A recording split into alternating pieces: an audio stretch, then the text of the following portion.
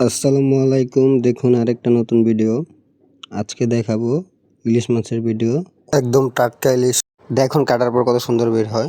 এটা কিন্তু পদ্মার ইলিশ। দেখুন কিভাবে আমরা ইলিশ মাছ কাটি। এখন ইলিশ মাছগুলো ছেলা শেষ। দেখেন ভালো লাগবে ভিডিওটা। আর ইলিশ মাছগুলা কত সুন্দর বের হয় দেখুন। কাটার পরে ডিম হবে, প্রত্যেকটার ভিতরে ডিম হবে।